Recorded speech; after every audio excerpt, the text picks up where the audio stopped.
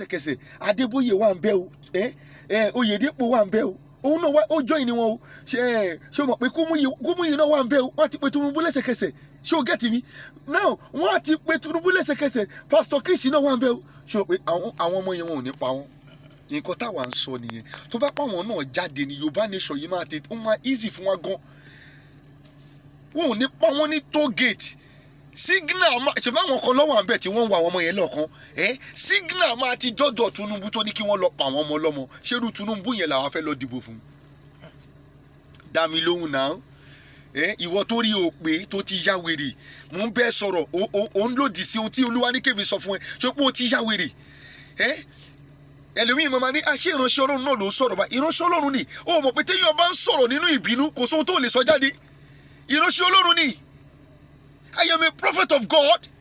You don't know that?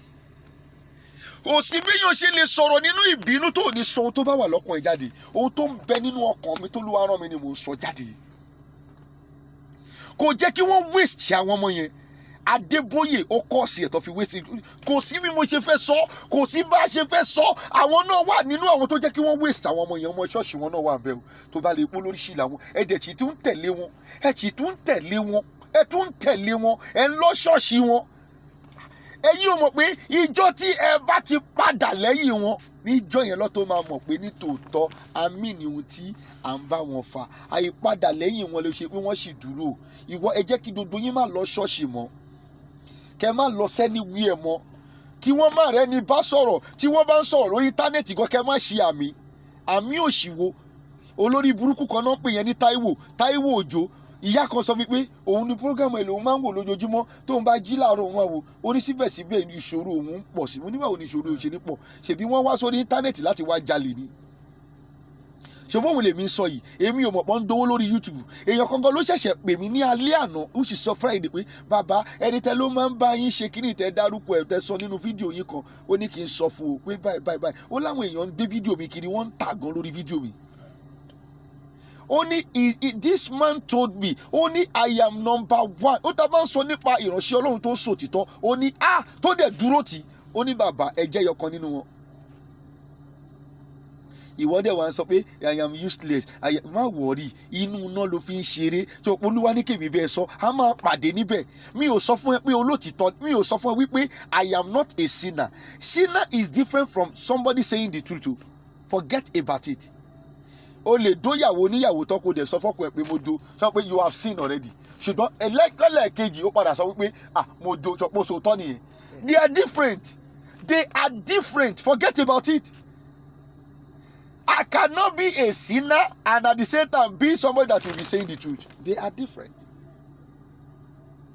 Mi ò sọ fún ẹ pé mi kì í ṣe ẹlẹ́ṣẹ̀ ni mí ṣùgbọ́n tá a bá ń sọ nípa òtítọ́ ò jìnnà sẹ́nu tèmi torí yìí o lè kú sórí òtítọ́.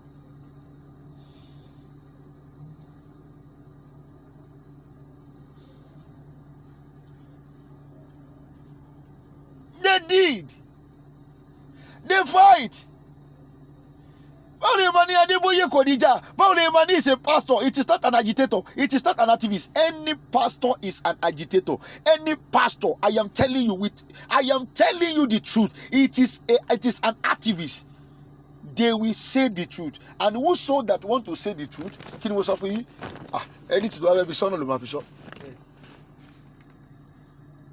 Adeboye bá wà ń bẹ̀ níjọ́ yẹn, kò jẹ́ kó pa àwọn ọmọ yẹn. The signal àti dọ́dọ̀ Tinubu àti dọ́dọ̀ Sanwó ikú tọ́pẹ̀ ní Sanwó-Olú yẹn Sanwó ikú ni. Àti dọ́dọ̀ ẹ̀ lẹ́sẹ̀kẹsẹ̀ pé Adeboye wà ń bẹ̀ o. Oyedepo wà ń bẹ̀ o. Ẹ̀yin ò dẹ̀ prove ara yín lẹ̀ nǹkan pé Ọlọ́run rán yín. Kì í ṣe pé lórí owó lẹ ti máa lọ́lọ́run rán yín. Ẹ prove ara yín lẹ̀ nǹkan pé ẹ lè kú fún àwọn tí ẹ ń tẹ̀lé. Just prove yourself once. Just prove yourself once that you can die for them. Jesus proved himself once and he died for the whole world. Bí ọ̀yá kìlọ̀ mẹ́fà wà ń bẹ̀ níjọ́ tó pa àwọn ọmọ yẹn ní Lẹ́kì wàláì wọn ò ní rìlísì wọn ọmọ awúlẹ̀ fi àwọn ọmọ yẹn sílẹ̀ lọ́jọ́ yẹn kí wọ́n ṣe kíni kí wọ́n ṣe dúdú nǹkan tó fẹ́ ṣe ni tó pé wọ́n rí pé Adébóyè wà ń bẹ̀ kò possible láti release ìbọn bí o Oyèdépò ọmọ àti tètè sọ fún lẹ́sẹ̀kẹsẹ̀ wọ́n àti lọ signal fún wherever tí wọ́n ti sọ pé kí wọ́n lọ pa àwọn ọmọ yẹn wọ́n máa signal ni pé Adébóyè wà ń bí o Oyèdépò wà ń bí o Olúkọ̀yà wà ń bí o ó wà níbẹ̀ pẹ̀lú wọn o ṣùgbọ́n èèyàn ṣe adúrú nǹkan yìí fún yín ó pa yín lọ́mọ wọ́n pa yín lọ́mọ ìránṣẹ́ Ọlọ́run wà lára àwọn tó pa yín lọ́mọ ní ọjọ́ ní ibi tó ti pa àwọn ọmọ yẹn ní ensars ní tógèètì ní Lẹ́kì ẹ ṣe ń lọ sí ṣọ́ọ̀ṣì wọn.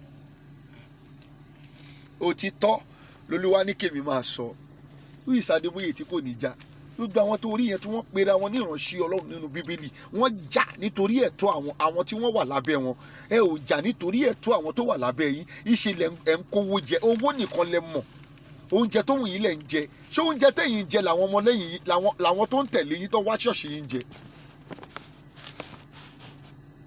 mo sọ fún èèyàn kan mo ní ṣé mo ìdí tí mo ṣe ní láti gbé bíbá yìí sókè ṣé látijọ́ tí mo ti kọ́ ṣọ́ọ̀ṣì mọ̀ pé ní ọ́fíìsì mi ni mo máa ń sùn sí màá wá ká síbẹ̀ báyìí nínú ọ́fíìsì látọdún it is over 7 years ni mo ti kọ́ bíbá yìí and I build this single-handed. I built here single-handed. This church, my church, single-handed without asking money from anybody. Látijọ́ tí mo ti wá kọ́ ṣọ́ọ̀ṣì yẹn inú ọ́fíìsì mi yẹn bó ṣe kéré tó yẹn bí ṣọ́ọ̀ṣì ṣe rí ẹ̀pọ̀n tóbi ọ́fíìsì mi yẹn kéré inú ọ́fíìsì mi yẹn ni mo máa ká sí báyìí but mo pèsè ilé fún àwọn family mi but mo jẹ́ kí I serve myself as an example ṣe bí pẹ̀lú family mi náà lájọ ń gbé bẹ́ẹ̀. Mo dẹ̀ máa wọ́n sùn síbẹ̀ ibẹ̀ ni mo sùn sí odindi ọdún 7 until ọdún yìí tí mo tọ́lọ́run sọ fún mi pé we need expansion nítorí ibẹ̀ yẹn ti fún wa we need expansion then mo dẹ̀ Olúwa báwo ni kí n ṣe Olúwa ní on the 3rd of May 2021 I should remove kí n tiẹ̀ fi yí dán òun wò ná ó ní kí n yọ páànù bẹ̀ kúrò bẹ̀ kí n fi dán òun wò ná tó dé on the 3rd máa yọ páànù ẹ̀ máa yọ páànù ẹ̀ máa wọ Ọlọ́run mi ò níyan lára pẹ̀lú ayé mi náà ẹ̀yin yẹn ránṣẹ́ pé ra yín ní ìránṣẹ́ Ọlọ́run ìránṣẹ́ èṣù yín ìránṣẹ́ èṣù ẹ ní èèyàn lára pẹ̀lú ayé yín. This is a video that is going viral àwọn ọmọ ìjọ mi náà ṣáà ń wò tí n bá parọ́ wá kọ́mẹ̀ntì ń bẹ̀ náà my name is Babaconfirm JP. Go and search me. Go and ask from people tó wà ní ẹ̀gbẹ́ mi, they will tell you the same thing. Ẹni tó ń ṣiṣẹ́ nínú redeem camp gangan tó jẹ́ ọmọ redeem á máa pè mí ẹni bàbá tẹ́ ẹ bá wo ohun tó wà ní store àwọn tó wà nínú store wọn tí wọn ò tí ì lò rárá bóyá instrument I am talking about even instrument tí wọn ò tí ì lò ṣọ́ọ̀ṣì mi àwọn ṣọ́ọ̀ṣì kan wà sẹ́ wọ́n ń bẹ Ọlọ́run pé káwọn tiẹ̀ ní máikrófóònù kan redeem ní more than thousands nínú store wọn tí wọn ò lò rárá. Síbẹ̀síbẹ̀ ẹ̀yin tí ojú yín ò là ibẹ̀ náà lẹ̀ ń kówó lọ àwọn kan dẹ̀ wà tó jẹ́ pé Ọlọ́run pè ń tòótọ́ tí wọ́n fẹ́ sin Ọlọ́run ẹ ò ràn wọ́n lọ́wọ́ kí ló dé kò dẹ̀ ń ṣe ẹ̀bi yín àwọn ìránṣẹ́ Ọlọ́run yìí náà ni wọ́n ti preach against wa kérúbù ló fẹ́ lọ fún lówó aláṣọ funfun ló fẹ́ lọ fún lówó àṣàwọn pásítọ̀ àgàgà àwọn pásítọ̀ kan tó ẹ̀ṣẹ̀ bẹ̀rẹ̀ sáwọn níṣàwọn yẹn ló fẹ́ lọ bá àwọn oníranù àwọn tí yẹ pé kinní kan wo pásítọ̀ ẹ̀ gangan ló níranù pásítọ̀ ẹ̀ tó lanu láti sọrú ẹ̀ fún ẹ ó mọ̀ pé ìjọ́ tí wọ́n bá ti sọ fún obìnrin tó jẹ́ pé ọmọ kékeré pé má tẹ̀lé boy yẹn don't follow that boy don't follow that ọmọ kan tó ọmọ yẹn máa ṣe ọmọ yẹn á máa wo nǹkan kan pé kí ni ìdí tí bàbá òun ṣe ní kí òun má tẹ̀lé ẹni yẹn ọkọ tó padà jẹ́ kí ọ̀pọ̀lọpọ̀ ọmọ àwọn wẹ́wẹ́ yẹn lóyún nìyẹn. It is not until you tell your daughter don't follow that boy you will be má teach ẹ ní má sọ fún bẹ́ẹ̀ nǹkan tó mú kí àwọn ọmọ yẹn tètè lóyún tó wọ́n máa wò pé kí ni ìdí kí ló wà ń bẹ̀ gan wọ́n wá lọ tọ́ kí nìyẹn wò abadoyún. Ṣé pásítọ̀ tó ń sọ fún ẹ wípé má lọ fún ìránṣẹ́ Ọlọ́run àwọn ìránṣẹ́ Ọlọ́run tí má lọ fún wọn ní drum set má lọ fún wọn ní organ má lọ fún wọn ní microphone yìí tó wọ whosoever ṣáà máa kó wá wọ́n dẹ̀ ní 50 ń bẹ̀ wọ́n ní 100 ń bẹ̀ wọ́n ò lo wọ́n ní million thousands nínú bẹ̀ nínú store wọn ò lo àwọn kan dẹ̀ ń pòǹgbẹ just only one organ láti lè fi yin Ọlọ́run just only one mic láti lè fi yin Ọlọ́run ìwọ tó ń gbọ́ mi fẹ́ kó tètè change mind ẹ bless anyone ẹnikẹ́ni tí ìwọ bá nípa àbí bẹ́ẹ̀ kọ́ láti ṣe ìrànlọ́wọ́ fún òun náà ní ẹnìkejì ẹ. Mi ò ní kó ràn mí lọ́wọ́ o, Ọlọ́run ló lè ràn ẹ́ sí mi láti ràn mí lọ́wọ́. Èmi gan ò lè fọ́ọ̀sì ẹ láti ràn èmi lọ́wọ́, bẹ́ẹ̀ ni mi ò ní sọ jáde pé kó ràn mí lọ́wọ́.